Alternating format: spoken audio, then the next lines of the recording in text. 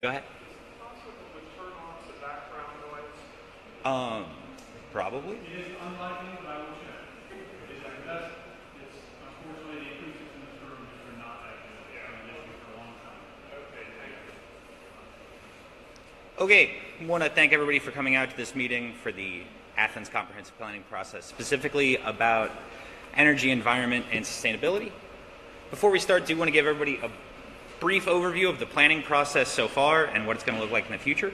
So we've already established our vision statement and some guiding principles in earlier meetings that we had late last year and early this year. This is one of the ongoing exploratory meetings. We had one last week at Arts West. There will be follow-ups for those meetings in some of our regular city commission meetings. After these, you can expect neighborhood level meetings and the ability to do some meeting in a box type take-home stuff. And then after that, you'll start seeing rough drafts of the objectives and strategies that we're going to be employing in the comprehensive plan process, and the ability to give feedback on those and whatnot. So what we're here to do tonight is discuss energy, environment, and sustainability, specifically how to achieve the goal that's set out in one of the distinct guiding principles that you should have in front of you. Everybody, I think, got a sheet of paper that has the vision statement and the guiding principles of the comprehensive plan document. We're going to talk about that in particular this evening.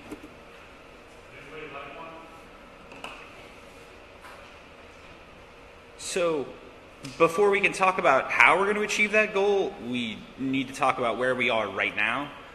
We want to make sure that people are aware of initiatives that are already underway in the city and give people the chance to talk to the people who are probably going to be doing the work of any suggestions that might be going into the plan. So kind of the point of this meeting tonight is to learn a little bit about what's going on right now. And if you do have any suggestions that you'd like to put forth to the comprehensive plan, so maybe field them in this audience so that the people that would be responsible for those things can give you some feedback as to how feasible, unfeasible, the challenges that we might face, that kind of thing. We're going to have speakers from 6 different organizations speak this evening.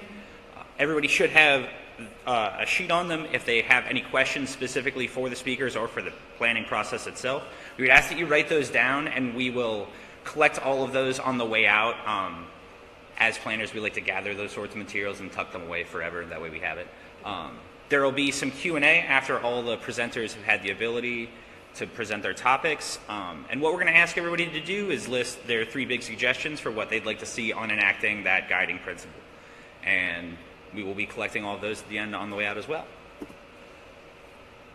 Just so you know what it looks like after the meeting's over, there's going to be a follow-up meeting at the Athens Environment and Sustainability Commission at a later to be determined date where we'll talk about some of the outcomes of this meeting.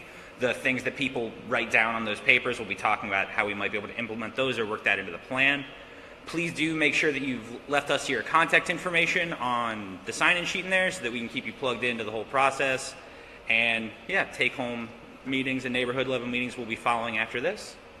And so without any ado, I believe that Debbie is the first speaker. Great.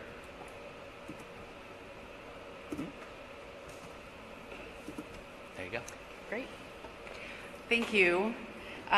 Excited to be a part of this process. I'm Debbie Phillips, and at one time I served on council, and even before that was involved with some of the neighborhood associations and got to be part of our last strategic planning process and sat through many, many meetings with some of the folks in this room discussing these kind of ideas.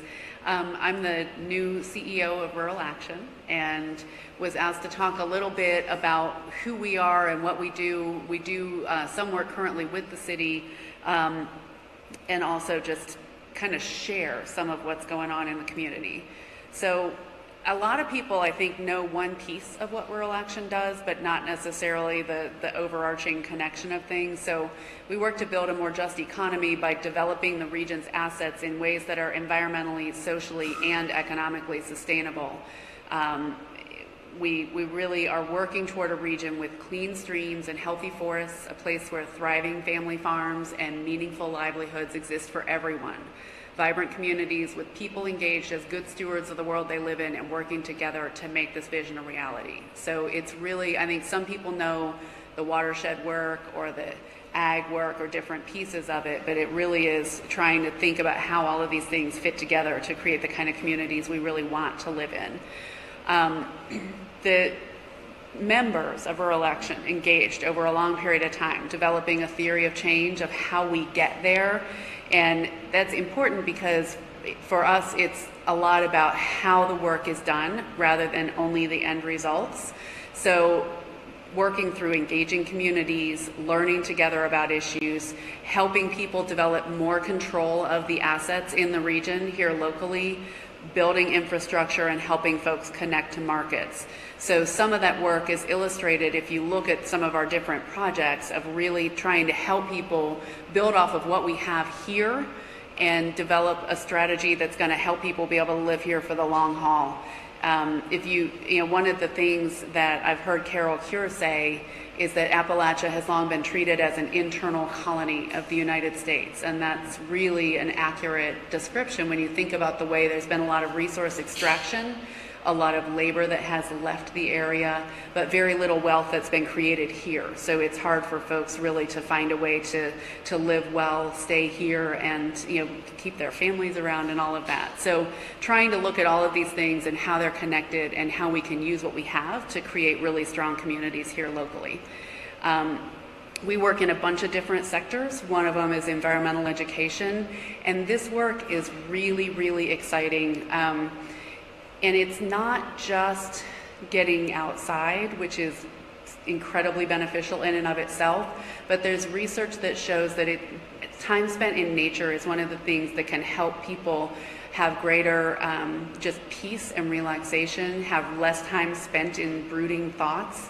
And it's one of the things that can help develop resilience for children who are going through difficult times. So we're trying to find a way to connect too with people who are dealing with treatment issues around opiates so we can get some of the kids who are in a tough situation into these environments where they can find a way to connect with nature and hopefully build some resilience for them as they are dealing with tough situations. We're also working in classrooms and helping teachers engage in really hands-on learning for their students that is connected and has demonstrated improvements in their test scores while they're having a really great learning experience. With our watershed work, we've done work historically on watershed restoration, mostly dealing historically with the impacts of the regulated mining that occurred here. So cleaning up a lot of the acid mine drainage and helping restore life to streams that had been pretty dead. So we've seen some great results from that, but a lot of those issues have been addressed. They need continued maintenance of that work. So the watersheds are really expanding and looking at other water quality issues in the area and building some broader networks to really expand beyond just that AMD work to do other work in watersheds. And there's a super fun project where we've been partnering with some professors at Ohio University. One of our watershed program directors has been working with an art professor and an engineering professor on a process to extract the pigments that are in the water as a result of the acid mine drainage and create paints, artist paint, working with a company called Gamblin. So it's a really, really fun project and a good partnership. And that way of working, of connecting together with people to solve problems, I think is one of the keys that the city and the region need to be looking at. Is it's really easy for people to be kind of doing their own project and just collaborating more and figuring out how we can really expand on the possible gains is important. So there's some of the orange water. With agriculture and food systems, we've been working with a lot of producers to help increase access to markets. These are some pictures from the Chester Hill Produce Auction, and that has been in operation for more than 10 years. It's brought more than $2 million into southern Morgan County. And if you know Morgan County, that's significant. So it's helping folks diversify their income streams and be able to, for some people they're making a living, for some people it's a significant contribution to what they're able to come to produce. And we're also trying to help them connect with institutional buyers. So with restaurants and other purchasers who are buying in large larger quantities, which it involves training farmers on food safety and a lot of different projects to, help folks connect to those markets so they're going to be able to make a living doing this work. We've also helped to address some of the food desert issues in the region. This is a country fresh stop in Benton County, which was without a grocery store for several years. So we were taking fresh produce. These are folks at a drive-through there in MacArthur. So there'd be some fresh produce available locally when there was not a single grocery store in the entire county. And then we do a lot of peer education where folks can actually learn from each other about food safety, ways to increase the value of the crops they're producing so they can continue to farm. Our ag program is also connected with the Sustainable Forestry program that has a significant emphasis on non-timber forest products. And one of the newer efforts that's underway is a verification program about sustainable growth and harvesting of these high-value herbs to try to help encourage people to do this responsibly and not just go poach ginseng and stuff like that. So a verification program that folks will be able to sell for a higher value. A lot of work with zero waste and dealing with solid waste issues, and that's something where we are actually working not only with festivals through zero waste event productions, but also with local businesses that take a zero waste pledge, and with the city, especially currently now with the new organics program, to be working on composting. And O'Blennis is one of the businesses that we're working with. They've taken the zero waste pledge and are doing some recycling and some local food purchasing there at the hospital. A lot of the way we're doing this work too is to figure out ways that it can be economically sustainable, because too many times we end up kind of subject to the whims of whatever government funding or grant funding might be available. So really trying to promote the idea of social enterprise, which are triple bottom line businesses that have an economic, social, and ecological benefit. So all three of those bottom lines being important. We have several in-house social enterprises, zero waste event productions, and the Chester Hill produce auction to try to have some funding to support that core mission work so that it's going to be sustainable and build on into the future and just have a more longevity. So that's a summary of some of the things that we're doing in thinking about the city's planning process and the region. I really think that some of the things that can happen in terms of public policy and planning for the health of the community and ecological benefit, I really think a focus on walkability and bikeability and making sure that folks can get around easily and have a lot of interconnections and ways to be outside and building community are really important. And I think processes that encourage collaboration are really important. If you look at the economic development efforts that generally happen, people tend to work in pretty narrow silos. So we've got people working on entrepreneurship, we've got people working on kind of bigger scale economic development efforts, but there's very little communication between different groups along the way. So really trying to develop a better ecosystem so that we've got a great local food economy, we've got a lot of folks producing, but how do we get things from the point of, a great farmer's market and a few restaurants to producers who can sell to a high university and some of the larger institutions. So really building those connections and thinking about how we scale the work, I think is one of the most important things for the city to be considering.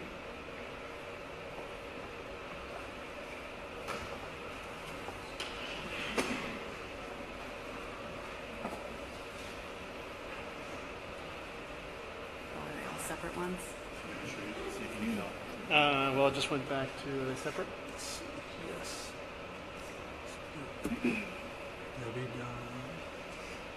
Switch.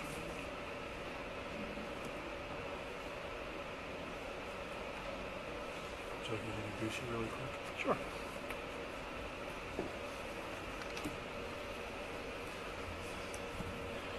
Thank you, Debbie. We will do questions after all the presenters have done their presentations. Our next presenter is Sam Crowell. Sam is a project coordinator with the Ohio University Office of Sustainability. He is also a member of the Athens City Sustainability Commission. And he is a member of Athens City Council, so he's got several hats on this evening, and he'll be doing a presentation about the Office of Sustainability. Thanks, Sam.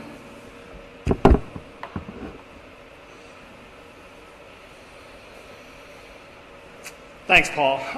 Paul asked the Office of Sustainability to be here today to talk about what we do at the university, and it's a perfect opportunity, as Debbie said, to talk about that key collaboration piece of our local community. I believe at the higher levels, President Nellis and Mayor Patterson are really working together, and we want to see that filter all the way through the university. We are a local community where that collaboration is really, really key, so we really want to make those ties. The Office of Sustainability is located in Bingham House, which is a great example of sort of local collaboration. It was basically saved by interested community members, concerned community members, and Ohio University had a place for it, and this is where our offices are. We're very pleased to be in this building, and if we take visitors, so if you're ever around, you've never been in the Silas Bingham House, come on and visit us. We're up on the second floor. This is the mission statement for the Office of Sustainability, and we're really looking to enhance our local connections. I'm going to show you our sustainability plan in a few minutes. And one way we really think the sustainability plan can be strengthened is by strengthening our connections to the local community. So we do talk a lot about the campus community here, and obviously that's our main focus, but the sustainability plan is under a revision process, and we're really looking for ways to strengthen the local community aspect of the sustainability plan. When President Nellis came on board, he launched right into sustainability. We were really pleased that he had a strategic priority to really better posture Ohio University as a national leader in sustainability. And we're really looking at the way the office can be structured to really fulfill that strategic priority. And one way to do that is to have more of a focus on the academic side. The Office of Sustainability is currently under Facilities Management and Safety, and that's a great place for us, and we're looking for a stronger connection to the academic side of the university. Moving forward, hopefully we'll be able to really infuse sustainability throughout the university, both on the operational side as well as the academic side. Sustainability, I mean, Debbie already hit it. We really take a three-tiered approach to sustainability at Ohio University, really making sure we're looking at society, the environment, as well as the economy. So all of our decision-making processes at the Office of Sustainability looks at a matrix where we're evaluating all three of these crucial components of sustainability. Richard said at the beginning that we are trying to see where we are.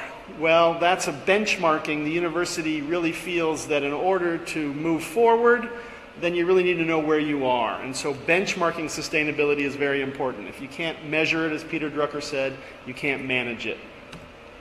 So the sustainability plan that was adopted in the summer of 2011, so it's been around for a few years now, and it's ready for a revitalization, a revision. It's a 35-point plan that really takes a holistic approach. So Paul and Richard asked us to speak today on sustainability, obviously, also energy and the environment. The sustainability plan at Ohio University takes all of these things into consideration and looks at it through the lens of the institution. As I said, we would like to, it's great to be here with this comprehensive plan meeting so we can figure out ways where the university and the city can work together. The sustainability plan is available on our website if you'd like to pull it up. I'm not going to go through the whole thing, but again, we talk about benchmarking, and we talk about where we are now and then our goals for the future. In terms of energy, we have Joel Baitens today, I think, that can really speak to the energy component of the university. But a lot of our benchmarks focus on our built environment. Obviously, we have a very large footprint in Athens, and we want to have the most efficient footprint, basically, buildings that we can have. And a lot of the benchmarks in the sustainability plan look directly at those. We also have a climate action plan. So the climate action plan looks really specifically at greenhouse gas emissions. Obviously, we can't separate between the university and the local community when it comes to what we're putting out into the environment. So we really need to collaborate in that respect and try to move forward to really lessen the greenhouse gas emissions that are being released. Paul asked us to look sort of at the future. We do have a plan to get to carbon neutrality at Ohio University by 2075. We do reporting in the university, so again, that benchmark and how are we moving forward if we're actually going to get to climate neutrality, which I'm confident we will. We need to see how we're doing over time, right? And we need to see how we're going to get to that date and actually reach carbon neutrality. So we're every year tracking our carbon emissions and seeing where we can improve and make savings and eventually get to that carbon neutrality. These are just a quick kind of cheat sheet of the sustainability plan, the 35 benchmarks. We could go through this and kind of talk about where the local community really is connected. As I said, this plan is currently in a revision process, so hopefully those connections will be much more clear in the next version, hopefully coming out in the next probably calendar year from now. Just a few achievements and sort of opportunities that we've identified at the university. The sustainability plan, one of the early goals was to stop burning coal. So we did get off of coal at our Laoshi heating plant in Thanksgiving of 2015, and we are now on natural gas. We do purchase renewable energy certificates. We've done lots of repairs at the university to make our systems and our infrastructure more efficient. I'm not going to read through all of these. It's great to see all the partners here with Bruce and Rural Action and all the things that we coordinate on in terms of recycling and the waste stream. Some of the opportunities we're looking forward to discussing are renewable energy possibilities.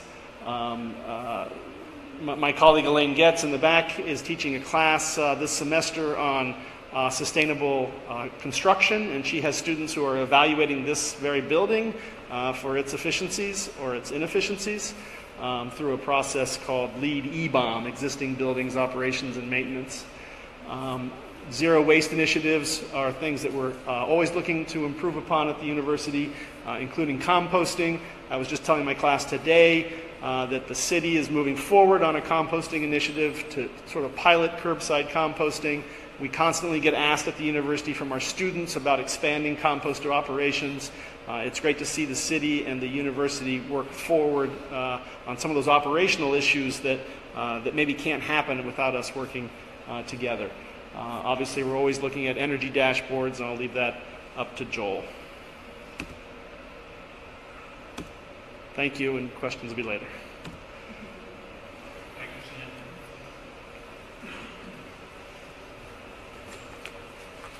Thank you again, Sam. And our next speaker is Sarah Conley-Ballou.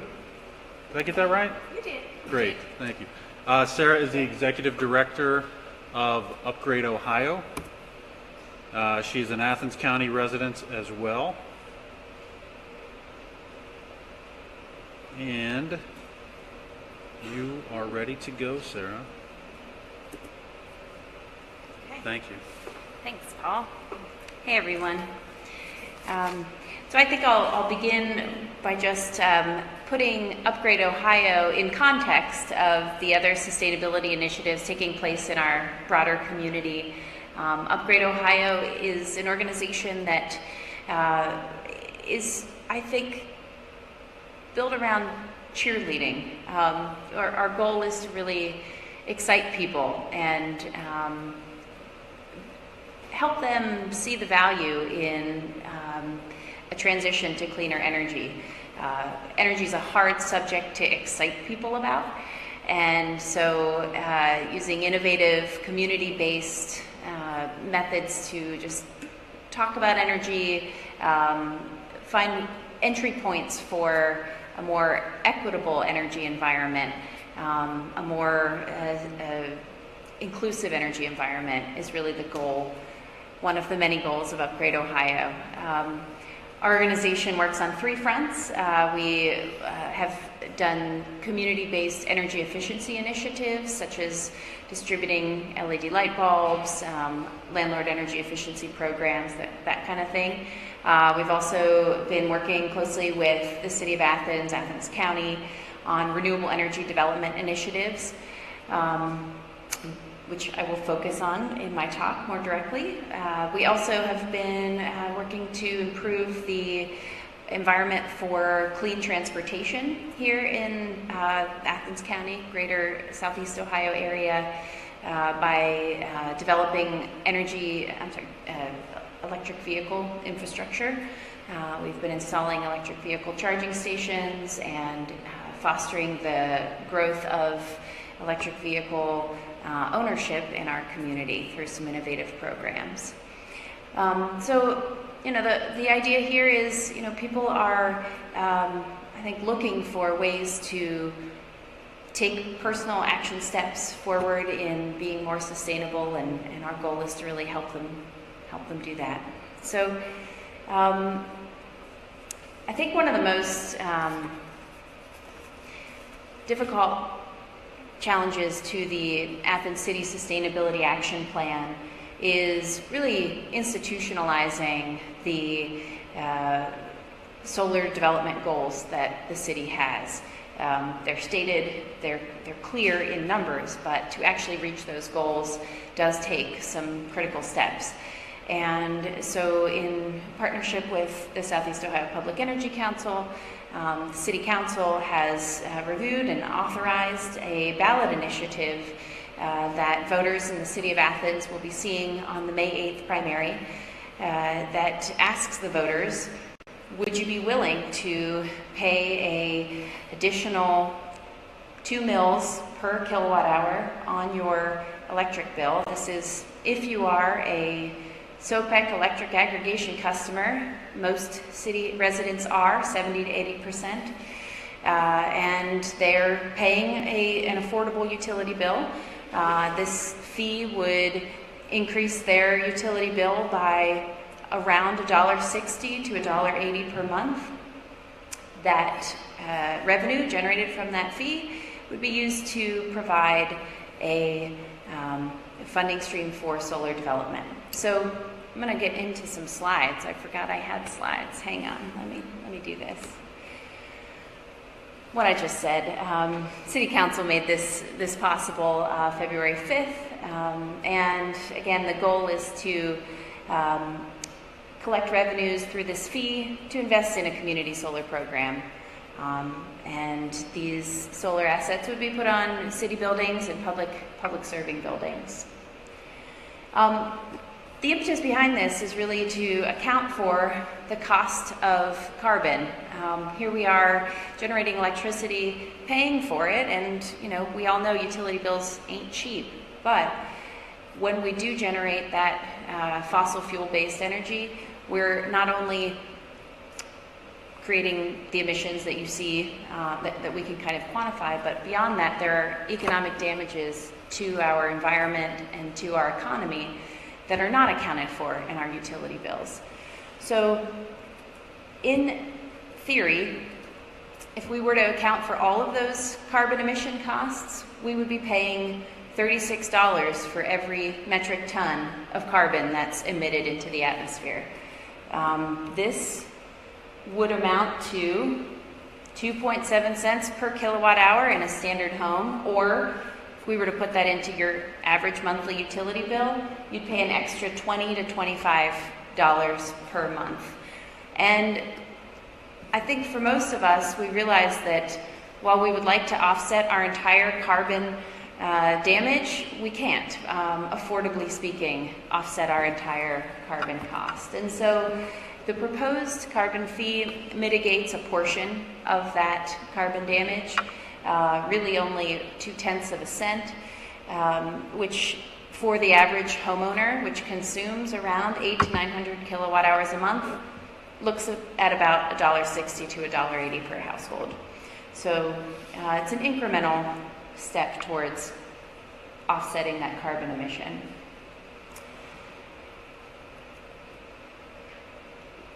I think the most important piece of this, though, is what will be done with those dollars. We all understand that, you know, we don't simply want to be taxed or feed by, you know, these costs. We really want to see them put to good use. And so the idea behind this community solar revenue fund is that there'll be a stream of income, an ongoing stream of income that can be used for important and valuable solar development here in the city. If in fact voters do choose to pass this ballot issue, there'll be a public process to determine which buildings would be the appropriate sites for these solar installations. The city does have some high energy use buildings. In fact, the city is already committing to solarizing the water treatment facility down off of Central. I forget which road that's on, but right down there, which is a really important and incremental step forward. I think it demonstrates that the city already has a strong interest in this. What we're hoping to build over time is really, you know, a long-standing asset base of solar. If every year we install 60 kilowatt systems, that generates around 90,000 kilowatt hours of energy, which is around $10,000 in savings per year throughout the life cycle of those solar arrays, which is around a 25 to 30 year life cycle. So if you kind of project out, that's after 10 years, the 600 kilowatt portfolio of projects would offset 900,000 kilowatt hours of energy and save $100 grand per year on an ongoing basis.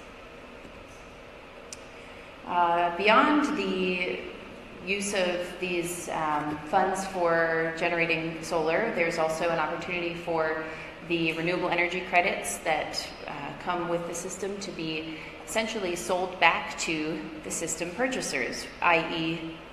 the ratepayers that paid the carbon fee in the first place. This creates a cyclical cash flow back to the project and continues to build gains on the install. I won't go into lengthy detail about RECs tonight, lest you go to sleep. But really, taking this back to the city's sustainability plan, it really is, again, a crucial next step as the city looks at ways to reach this 20% increase in solar generation by 2020. That's very soon, and to actually hit that goal, there has to be some significant steps forward. So, based upon the structure of this proposed carbon fee model, we believe that it will help the city meet that goal. That's the end of my slideshow. I will say, on your way out, there are two pieces of literature that I think can help explain this issue a little further. The opt-out carbon fee fact sheet has some good details about how this carbon fee is designed, and then also just a kind of quick fact sheet as well. So feel free to take those home with you. And that's it.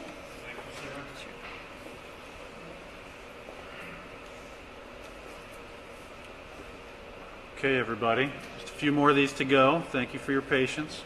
Our next presenter is Eddie Smith. Eddie is the Executive Director of the Southeast Ohio Public Energy Council. And let me find, I'm betting this is you, Eddie. Is that right? Peak Energy? Peak Reduction Program? We'll get you there.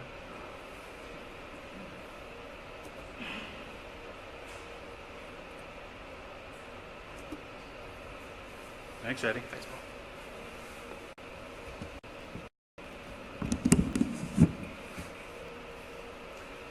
Hi, everyone.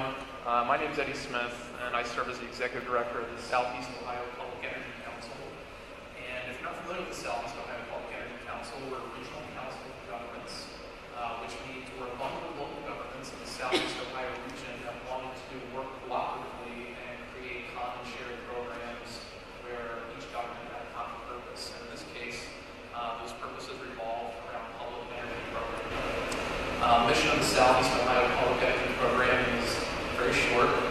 provide simple, valuable, and reliable public energy services to our region. And we do that through three primary programming areas. The first area is focused on community choice, which means we use governmental aggregation for both natural gas and electric programs for the community to try and reduce rates and try to come with some innovative ideas like some that Sarah just mentioned. The second programming area deals with trying to help finance energy efficiency improvements. We have two programs along with that, one including a subsidized low-interest loan program for small businesses. And then the final area of programming we offer to advance our mission deals with technical assistance for renewable energy development in Southeast Ohio. But tonight, what I want to focus on is more of a programming planning perspective, particularly with what are called capacity reductions. And I don't think it's going to get too technical for anyone, but bear with me here. So I think it's best to start out with a general understanding of the City of Athens energy profile. No one can probably read this, so I apologize how small the screen is, but essentially over here you have the sum of all the energy that the City of Athens across all its tariff codes, all its sectors and electric utility accounts has consumed throughout the 2017 year. We have programming in place to deal with that, right? We have community choice and governmental aggregation to help create sustainability for energy that we're consuming, right? Down here across the bottom, you can see the environmental impacts. We've listed out the impacts from carbon emissions, and we monetize those at about $4.3 million in negative impacts a year for the city energy use. Same thing with sulfur dioxide and nitrogen oxide. Total last year, Athens City electric consumers were responsible for $9.1 million in economic damages due to pollution that was associated with the energy consumed here in the city. But we have programming now we're building out for this, right? Sarah mentioned the carbon fee. The community solar program is going to get financed with that, right? Where we don't have any programming is this last area I want to show you. And it's this demand column. And again, it's probably too small for anyone to see. But what demand is measuring is not how much energy we're using over the long haul, not how much we use over a month or a year or anything like that. It's actually measuring how much we drew instantaneously. Right? It's not no time dimension to this measurement. Right? It's how much we drew at one given point, how fast we accelerated, right? Not how far we went. And so actually it turns out that measurement has a lot of cost for everyone in the community. Let me go ahead and I have a lot of other breakdowns here on did that go dead? Can you hear me? No? I'll just speak really loud. So I have a lot of other charts here showing other sectors of our local utility consumption, but we're going to skip through all those. I want to focus for a second on what's called PJM. PJM is a regional transmission organization. They cover a 13-state area here all the way from Pennsylvania, and they include part of Chicago over here on the west side. PJM has a lot of responsibilities, but one of those responsibilities is making sure that all the loads that we use throughout the year, all the usage, can be met at every single second. What that means is right now if we turn on some extra lights, we're all pretty confident they're going to come on, right? Which means there have to be power plants out there somewhere that are not on yet, but they're ready to serve those. Right? And those power plants can't be built a few minutes from now. They have to have existed long before now. So we have to all been paying for those power plants to be sitting around, available to meet the demand we might have at any given moment. Well, that's called that type of value and service that's provided to the grid by PJM is called reserve generation capacity. Right? We have to have reserve power plants, reserve generating units that are operational and that are on standby and are available to meet any demand we might have at any moment. So that, as I said, that requires a lot of surplus power plants, and that has to be paid for by all the customers who are using that surplus generation. And actually, the way that we all pay for it is based off of each of our peak usage during the previous summer. So if we go back to 2017, during 2017, there was a moment on the grid when everyone's usage stacked up and we had the highest peak in 2017, right? And how however much energy each of us were drawing from the grid in that moment, however much power we were drawing in that moment, was our contribution to all the power plants that had to be online at that exact moment, right? So if we were going to sign these costs back in a fair manner, we would want to sign them back based on how much demand everyone had at that highest moment of the year last year. So this is a graph that no one can probably see very well. These were the top 5 hours last year, and what the grid essentially does, utility companies go back and measure how much each of you used, and then they assign the capacity costs the next year based on that. Well, if we took that data we had from the very beginning on the City of Athens demand use, the city had 33.7 megawatts of demand during peak load setting months. And if we multiply that times the cost for keeping these reserve generators online throughout 2018 for each megawatt of a plant, and then we multiply that times the number of days in the year they have to be kept online, and then we multiply that times a couple other factors based on our location in the grid, we come up with what the City of Athens pays for in capacity charges, which is $2.2 million. And that's what you pay before you even pay for the energy you consume, right? You also pay for energy on top of all this, right? But this is a cost that a lot of people aren't aware of, and it's something we can actually do something about, which is really exciting. So what SOPEC's investigating right now, and I think in the future, we're going to plan out programming that's going to help with energy in our city, we have to come up with a peak load reduction program. So what a peak reduction program is going to look like is during moments when we have high demand on the grid, and when there's certain weather events, when we can tell that a peak load moment is probably coming, which we actually can do. We have the technology to do this right now, and we get alerts from our retail suppliers that tell us there's a 90% probability of a peak load event in the next hour or in the next 2 hours. But if we take the ability to do that, and we take some mass communication systems that we currently have the technology for, we can send alerts out to customers and ask them to please cooperate, please reduce their load for the next hour, right? And if everyone can do that, or if they can reschedule their consumption and shift it to a different hour, we can actually have some really large savings just for avoiding energy for a few hours in the summer. The other thing we can do is we can actually figure out which customers in the community we need to try and target this program towards most. So this is actually a geographic depiction of every customer in Athens City based on their peak demand last year. And everyone who's green is in SOPEC, and everyone who's yellow is not in SOPEC's aggregation program. But we can determine where we need the most focus and get the most bang for our buck out of running a peak load management program here in the future. Additionally, we have smart meters that are on their way. In 2020, AEP Ohio is hoping to have smart meters for every account in Southeast Ohio that can track your real-time energy consumption. That would make programming for this a lot easier. So I think the technologies here is just building out the organizational infrastructure and programming to take it to the next step. So that was a very brief overview of what the future might look like for capacity reductions in the City of Athens. Thank you very much.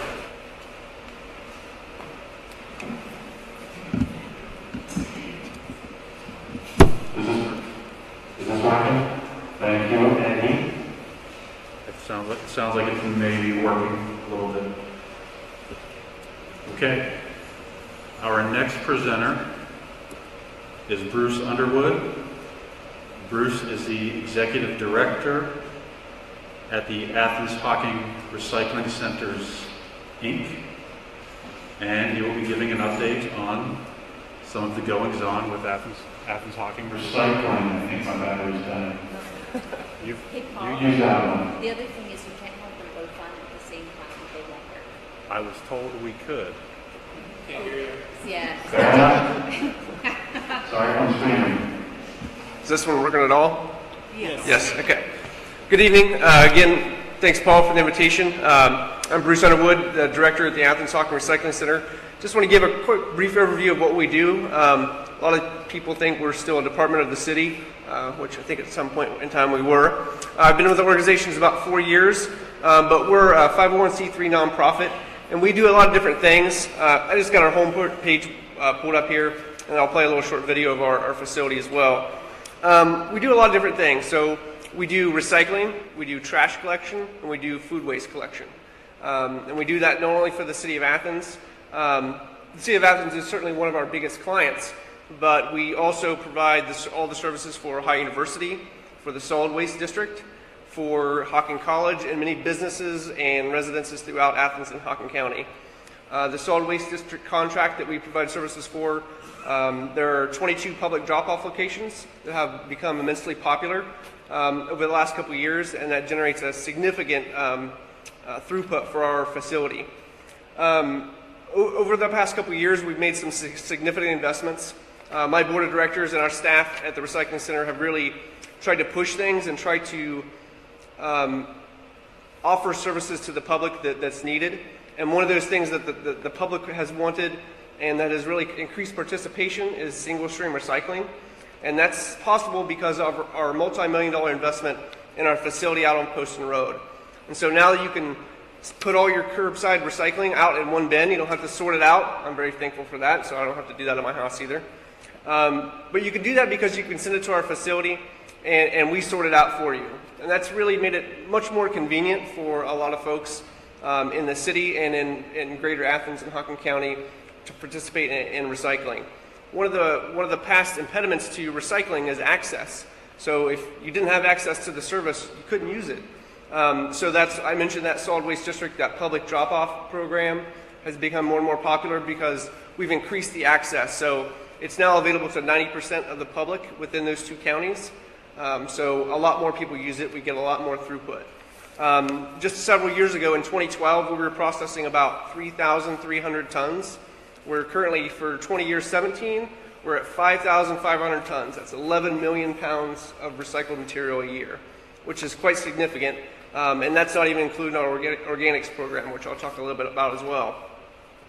So all that material that comes through there has a home. It has value to be made into something else, but it also has a local economic value too. It creates jobs. So we've been able to create a lot more jobs over the past 4 or 5 years. We now have a staff of over 35. It's a union shop, so we have over 24 union members with good wages and good benefits. That's something that my board of directors really values, and I value myself. So we're looking at this connection. It really is at the local level. What you do at your house, what you do at your business, has a direct impact on jobs in the community, but also has a direct impact on local sustainability and global sustainability at the same time. So I think that's really a powerful message that we can all make a little bit of changes, a little bit of difference, and it really does add up. And we've seen that over the last couple of years with how much more we've been able to do. I mentioned some of those other things. We've gotten into hard to recycle materials. So there's all these things we go through on a daily basis, not just our cans and bottles, but our computers, our tablets, our phones. What do you do with all those things? So we're trying to provide some resources at a minimum to get those responsibly collected and recycled. So we're up to about 25 tons of recycled electronic waste a year. That sounds like a lot, but it's certainly a small drop in the bucket compared to what we also send to the landfill. So there's a long way to go, but we're looking for solutions for the community in that as well. To circle back around the compost, I think a couple of you had mentioned the pilot project with the City of Athens. We're really excited to work with both Rural Action and the City of Athens on that, to pilot this project and get compost picked up at the curbside level, at the house-by-house level. If we can do that, it can really make a big difference on sustainability. Up to 30% of what goes to the landfill is organic material. So that's a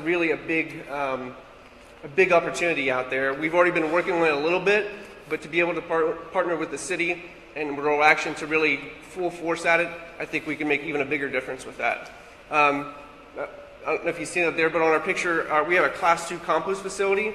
If you've seen any of our setup down at the farmer's market, we collect material that way. A lot of local businesses participate, so we go to a lot of the coffee shops, Oakland's Hospital. There's a lot of places where we'll go and on a subscription basis, pick up that food waste, take it back to our facility, turn it into another usable product as a soil amendment. We sell that back into the community, but to local farms, homeowners, landscapers, and so in turn they're using that to grow food here locally. So sort of that idea of that closed loop really coming to fruition in a small way. in a small way, but we really want to expand that going forward.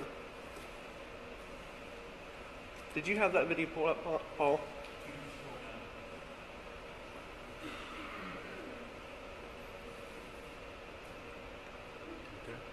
Yeah.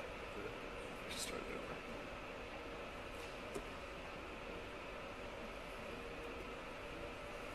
So I just put this on there. If you've not been out to our MRF, as we call it, the Materials Recovery Facility, it's pretty fascinating. It's a lot of blue machinery, a lot of moving parts. There's usually about 20 people working there on a daily basis. So we have people driving forklifts and skid steer machines, people operating the balers, moving things around, sorting the stuff out. So it's really cool. So if you ever get a chance or want a group, get a hold of me. I do love giving tours. That's probably my most favorite thing, to get groups of people out there and see where their stuff goes. A lot of times we just put it to the curb and it's sort of out of sight, out of mind. But this is really up front in your face to see what happens to this stuff. No, it's not going to the landfill. We really are recycling it. Here's what we're doing with it, and here's how we're doing it. So just to keep it short, get a hold of me if you'd like to come out and take a look at it, or find out about some of the other services that we provide. Again, Paul, thanks for the invite.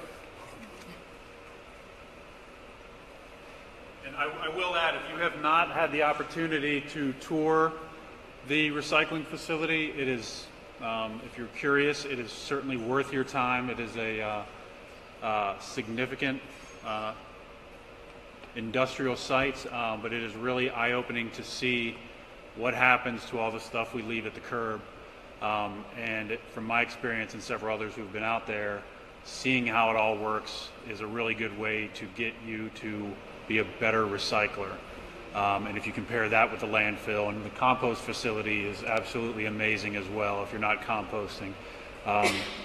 It's a good incentive to think about that. And lastly, we have one final speaker this evening, Joel Battens. Joel is the Director of Utilities at Ohio University, so he handles a lot of their energy issues. And before Joel starts, I would like to say there were third-page slips that some people may have. If you have any questions after the speakers, you can hand those to us and we'll try to moderate. We do have a small enough crowd that we can probably do raise your hand and ask. If not, and then also any comments that you may have if you need to leave before there's papers out there. If you'd like a comment sheet, just raise your hand and I'll make sure to get one to you so that we can incorporate that into our planning. Thank you, and thank you, Joel.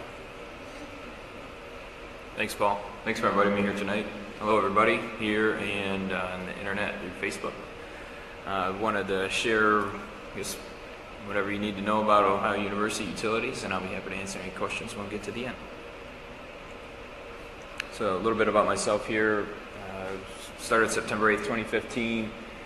Primarily, my responsibility at the university is procurement of utilities and operation of a heating plant and other utility systems here. So I'm buying natural gas, electricity, water.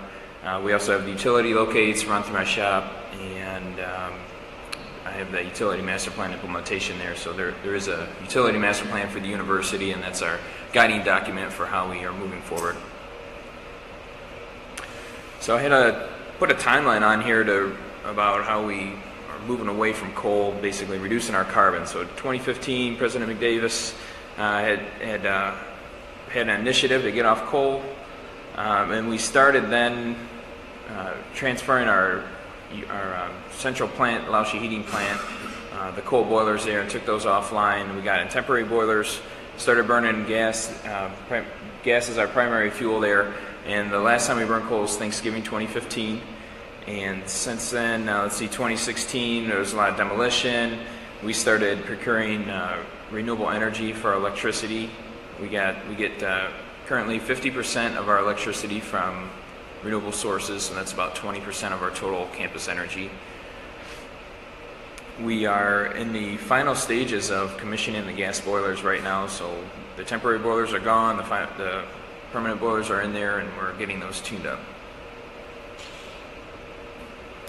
So I was really excited when we got our new president here, and his first executive decision was to publicly make a commitment to support the Paris Climate Accord, and which I believe has not a I think they look at 2050 as carbon neutral, but it's not really an exact date there. But still, this really was something that struck a chord with me. It's a lot to read there, but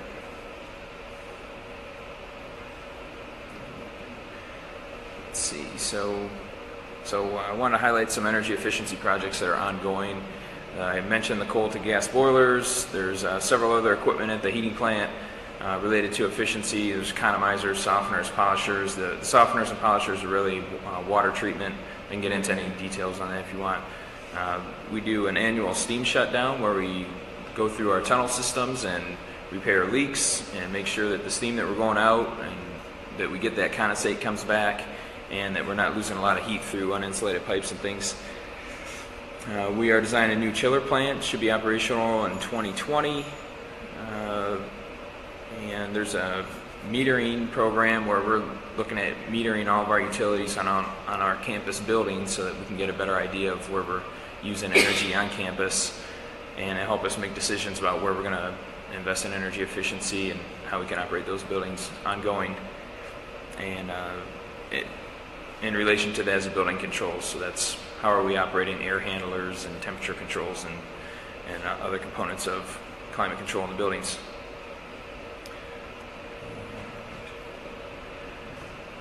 So I got into a couple topics here at the end just to spur some conversation towards the end about RECs. Are these good or bad? I say they're good. They help spur renewable energy development. Put a couple things on here. We could put wind and solar here in Ohio. It's more effective to put it in other states and maybe get the RECs. I suppose folks could argue it either way. But if I would say to put the technology where it's most feasible, in my opinion. How can homeowners reduce their carbon impact? I'd recommend going to conversion to all electric home, and that way you can source your energy from renewables eventually. The best bang for your buck would be to go after energy efficiency first, so use less energy. I put a couple examples on here. One's like an air source heat pump for heating and cooling. There's heat pump water heaters, smart thermostats. Like insulation and windows, it's probably more expensive upgrades. And Eddie talked a lot about the programs there. It's really interesting. But so smart meters is a way for we're an aggregated base here, the customer base, that if we all had smart meters, it'd be a more effective way to track the electrical demand reductions. And also another idea would be like a benchmarking for each individual home. So if you got a grade for how good you were doing with energy efficiency and you could compare yourself to your neighbors, maybe that would be a way to spur competition to reduce energy. And I put something here about microgrids. I think the technology, from what I'm reading, the battery storage technology is probably about 10 years out from real deployment. That would be in something else probably critical to having effective microgrids. Renewable energy, should everybody have solar panels on their houses? Again, I would argue that it's more cost effective to have a larger system that everybody shares as opposed to having smaller systems on everybody's homes. There's a lot to go into that conversation. And there's an ownership hurdle here, so if there was that shared utility system, how do we provide ownership and ownership rights and for that? I think that was everything, so that's all I have. Thank you. Thank you, Joel. And thank you to our 6 speakers. We will have an opportunity for some Q&A with our speakers. I think I'm going to start with the first question, and then while I'm asking, I'll hand the microphone. We can just try our best to pass it around. That would be great. And if anybody has questions, you can raise it. If you've written your question down, raise your hand and we'll collect them. Otherwise, once they've answered, we will allow people to just ask questions and we'll go from there. So my question, there's a lot of good things going on in this region, is my big away from what the 6 of you have already talked about. So that's really exciting to me. Obviously though, or maybe not obviously, but I assume there must be a lot of threats to what's going on, but just general threats to our environment, to our efficiencies, and to our economy. And I'm wondering if somebody would like to talk a little bit about what some of those threats might be, so that we can prepare to address some of those threats within this comprehensive plan. Would anybody like to take a stab at that? Eddie? Thank you. So for those who aren't aware, Ohio has what's called a deregulated electric market, which means there are companies separate from the electric utility company that own power plants and are able to sell their generation into a competitive market. And a competitive market features retail energy suppliers, so that like JCPenney, they're making and sell, but they're a nice convenient retail place to go find a local for trying to buy something. And then those retail energy suppliers in turn market energy to all of us and aggregation programs and so forth. That all started actually quite recently. That started following the passing of Senate Bill 3 in 1999. So this hasn't really been here for very long. And over the last 5 years, having this competitive market where companies besides the utility company could own these plants and sell into a competitive marketplace, has actually saved customers $15 billion in the state of Ohio. Now I'm saying $15 billion. It's an enormous amount of money that did not get spent on energy. It got to be spent on businesses and loans and mortgages and other things that we all care about. Well, right now there are some companies, some utility companies out there that are seeking to re-regulate this energy market. Right? This hasn't worked out so great for them, and they don't want a new deal. So that legislation could be coming up here sometime in the next year or two, depending on how it turns out in 2018 election. That's a major threat. If the energy market gets re-regulated, SOPEC is left off the grid. All the programming we've worked hard for here in Athens City is gone. Everything we talked about with the carbon fee, the community solar program, none of that would be financed anymore.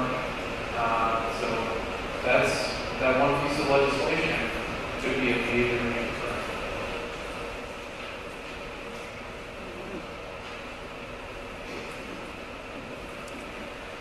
The things that I think about, when you think about all the great things that are going on in our community, we have really strong networks. We've got a lot of great local businesses doing innovative things. I think there are 2 threats that folks may not think about in this realm. I think one is really lack of access to capital in our region to scale things. I mean, we've got a lot of really good things happening here, but it's really hard to take it to the level that it's going to have the big impacts that we need if we don't have those investments. And so I think that is a thing. And I think there are a lot of specific policy areas that are really challenging. And the thing that I think will help with all of those is addressing gerrymandering. Districts that are drawn so that they are not competitive lead to situations where we have policymakers who don't really feel like they have to listen to the people in their districts, and they, I think, are a lot more susceptible to being influenced by some of the larger corporate interests that are, not necessarily looking for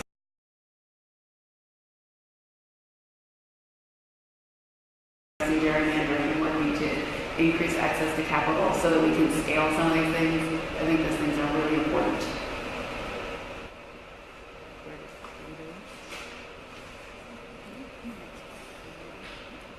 Anybody else have comments on that? Okay. Well, we have several questions about solar. I'll try to synthesize these into one. The first question is maybe just a yes. I think this is directed at Sarah. But the carbon fee program, once solar panels are built and constructed, who will be responsible for maintenance of those? Has that been worked out? Will that be an additional part of that fee, or will that be somebody else's responsibility?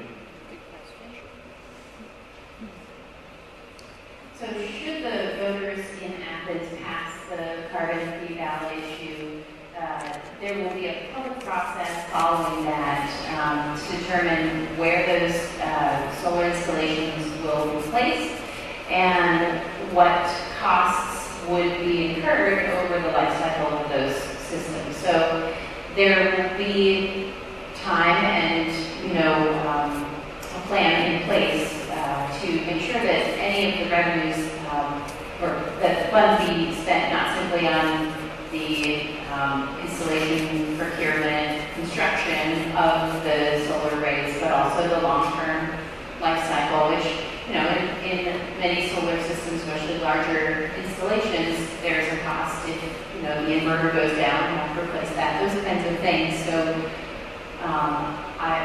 my educated guess here is that it would be built into the plan of operations and governance of that fund so that there's money for operations and maintenance costs to keep the system running over time.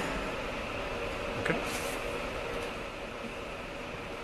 And the next question, also related to solar, but is more about the conflict perhaps between shade trees and solar, and shade trees specifically have an important benefit to our environment, cleaning our air, but also addressing the heat island effect. And how do we balance, how can we achieve goals relating to shade trees, both in our city zoning requirements, but also encouraging homeowners to plant shade trees, and balancing that with desires for solar panels on commercial and homeowners' rooftops. Anybody has any thoughts about that? It would be great. Thank you, Sarah. Yeah, this is, I think, a really important topic and relevant to the comprehensive plan process. In 2017, when I was working with the city to help them streamline solar development here in the area, we looked at this issue and we said, okay, we have a strong and robust goal of having shade trees for both, city-use buildings as well as private buildings, but we also have a strong goal and mandate for solar development. So how do we manage for both? And some best practices that you see nationally with solar development is to make sure that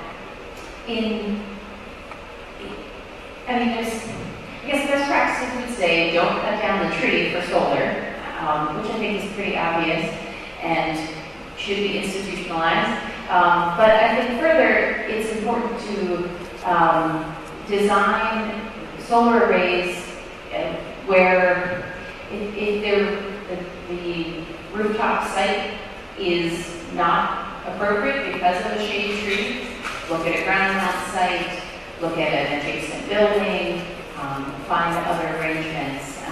I think that because we know shade trees are also reducing our energy use by keeping sun from penetrating the building, they're doing an important job. And so as I see it, on a case-by-case basis, and I think going forward, as we see more solar development in the city, I think the Board of Zoning Appeals and other entities are going to have to address these kinds of questions. I wanted to install solar on my building, but my neighbor's tree is covering the roof. Well, I think that that's going to be a case-by-case call on one level, but can also really be, there can be protocols for how to design a solar installation so that it doesn't impede the shade tree goals of our community. So I don't know if that answers the question, but I think that it's really relevant that the city is aware that those goals need to be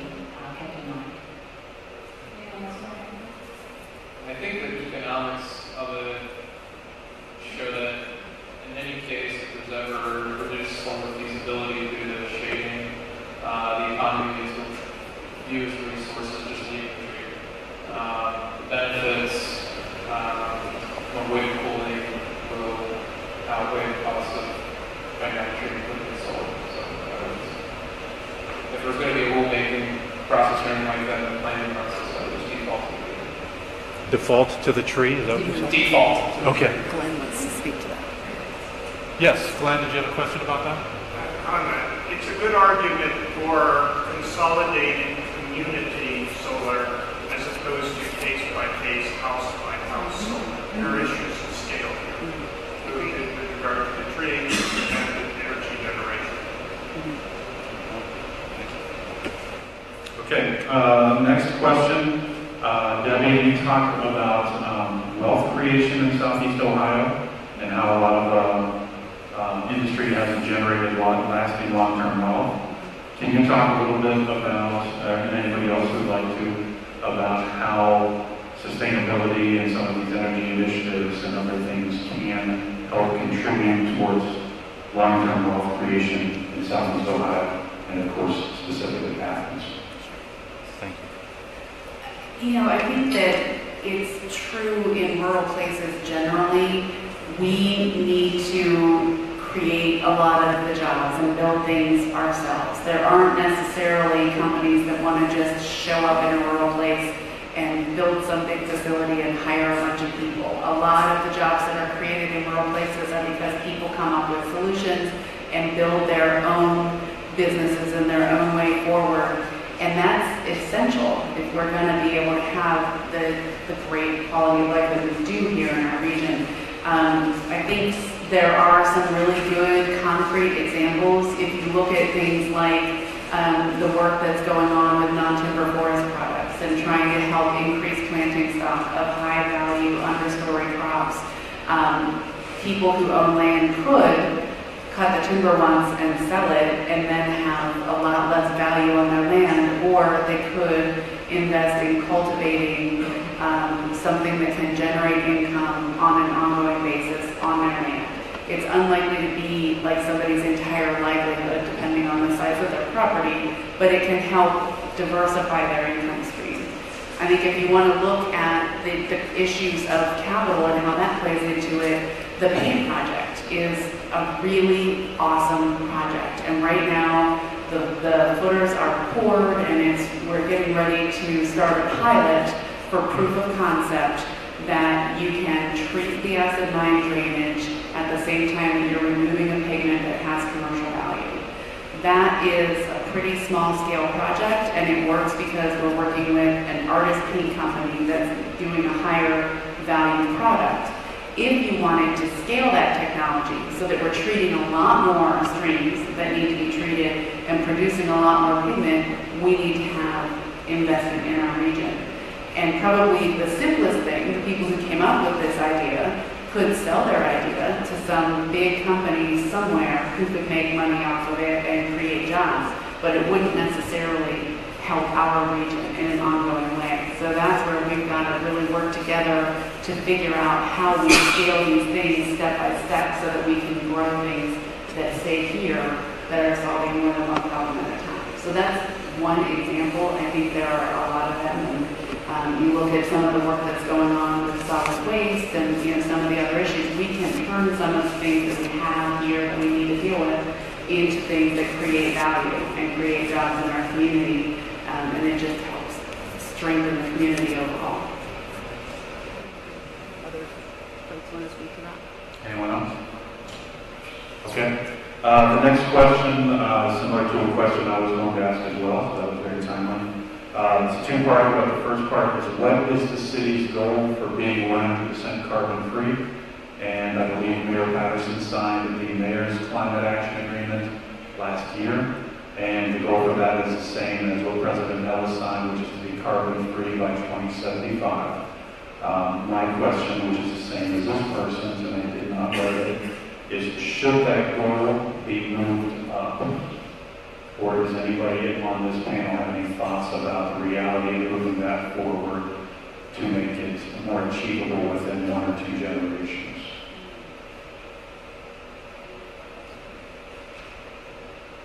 And if we don't want to touch on it, I think it is something that can be further explored within the comprehensive plan.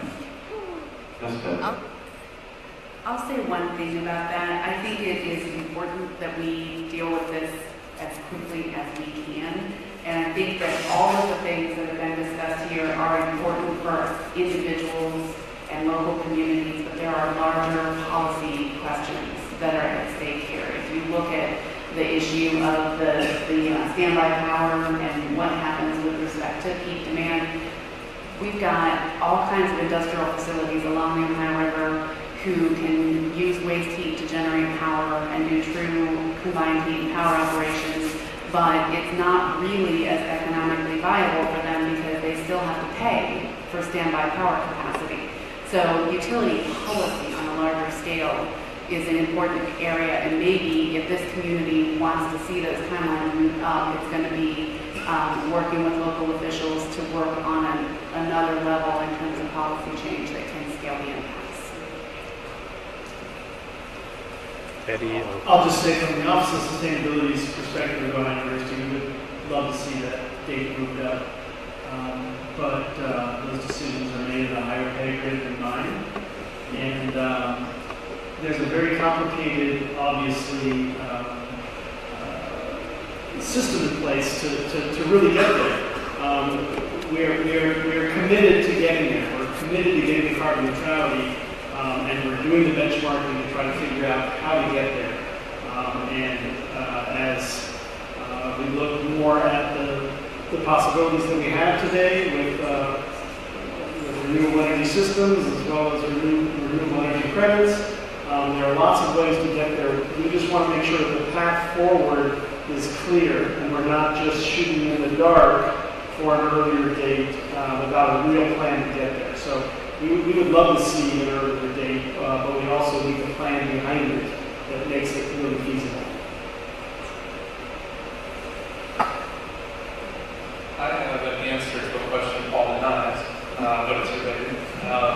And it deals with how should we measure or investigate whether we are carbon neutral, right? And how we answer that question would depend whether we are sooner or later than 2075. But it deals with this fundamental question that none of us got into detail tonight, but we actually had a great talk about it last night, the carbon fee form, and that deals with renewable energy credits or certificates. And essentially they're just stickers you unpeel from renewable energy and enter the grid, and you transfer the legal title to the carbon-free benefits, and you adhere the sticker back on other energy, and you legally title it as renewable. The problem though is, SOPEC offers a 100% renewable energy product that everyone in the community uses. We claim that's carbon neutral. Well, we purchased those RECs from wind farms in Texas that produce the energy the night before when no one was in. It can't be stored overnight. And then we use it during the day, the next day when coal-fired power plants and gas plants were running, and we produced about 1,500 pounds of CO2 per megawatt hour. And we unstuck a 50-cent sticker and restuffed it on, called it carbon-free. And so I think there's a fundamental question here that we probably need to plan the policy on, which is how exactly do we define carbon-free? And what role do RECs play in that, and what role does the price that we pay for RECs play in that compared to the economic advantage of carbon? I was going to say that there's an opportunity every time that our equipment expires that we can think about energy efficiency and improve that way. So when we have a goal set up there for 2075, I see that's probably 2 or 3 life cycles of some of our major equipment. So right now we went from coal to gas, why didn't we go straight to solar? Well, there's a whole infrastructure of steam tunnels, condensate lines, all the heating equipment, heat exchangers, and buildings and things that have to be changed out before we can go to something that's not steam powered. And to do that, we're looking at roughly close to $1 billion worth of infrastructure changes. So that's more than the university's endowment, that's about the cost of all real estate at the university is close to that same cost. So that's not something we can just go and make an investment overnight and change it all over. But as Sam was saying, there's a strategic investment that we could look at and set a path forward. And then I want to share too about so in Texas, what they do there, they have negative cost for electricity, so they'll store up chilled water and things that help. So maybe they're taking that wind energy and storing up chilled water, and then during the day they're not running coal plants. So it's kind of, I'll still argue with you back and forth on the rest. For now, I think they're a valuable tool. And Joel, one other question really quick. There's a question about does Ohio University have any plans that you know of to do additional or new solar photovoltaics. And Sam can answer that too, perhaps. Okay, sure. Our goals, I'll say, let's see, everybody's watching. There's an initiative that we're putting together. We're drafting an RFP, RFI document that is going to evaluate if there's a renewable energy system that would be a good investment for the university. Great. Okay. And Sam, this one will go for you. Is there a link between the Office of Sustainability and the Voynich Center or the Voynich School? There's no official sort of institutional link, although we have partners in the Voynich School, both in the Environmental Studies program as well as the Zero Waste Initiative.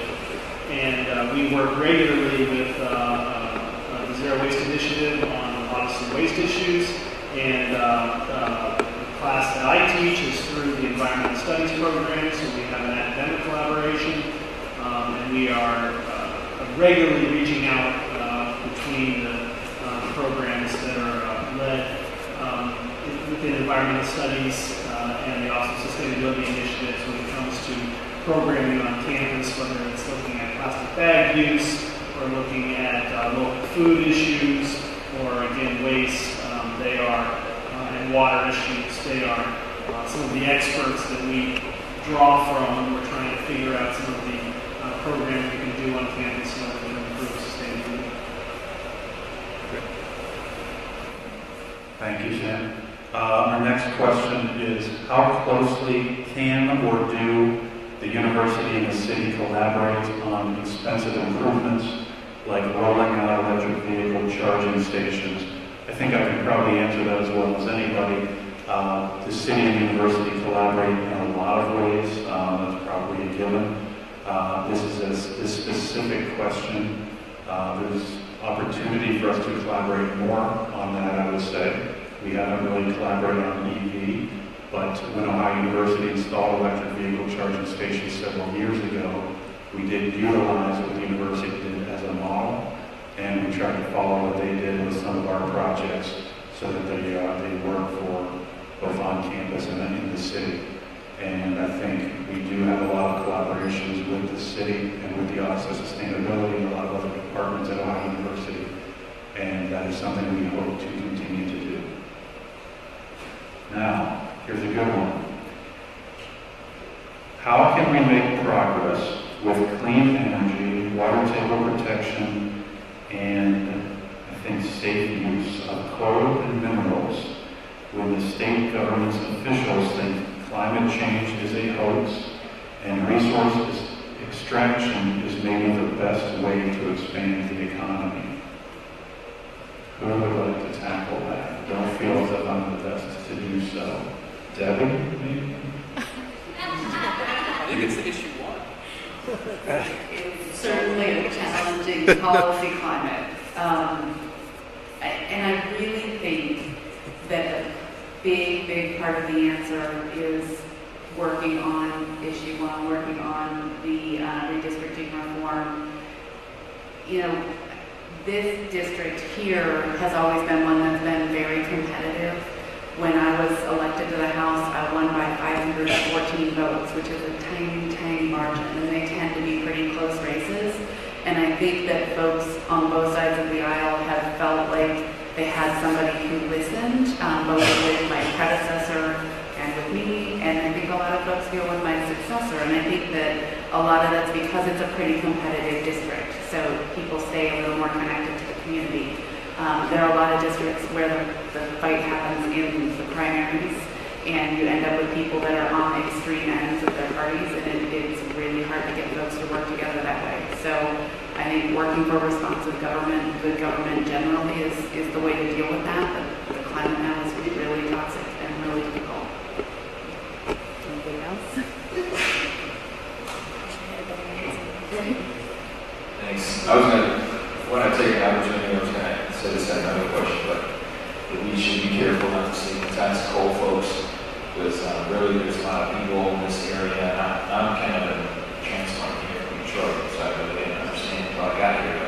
There's a lot of folks here in the coal industry. They lost their lives in the coal mines and things like that.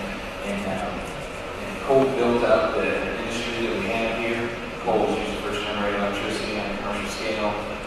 It's part of an evolution of where we're going to go. So we need, my opinion is we need to make sure that we're still embracing those folks and not stigmatizing a certain population because they are still extracting gas from coal. We're all going to have to move together. Thanks.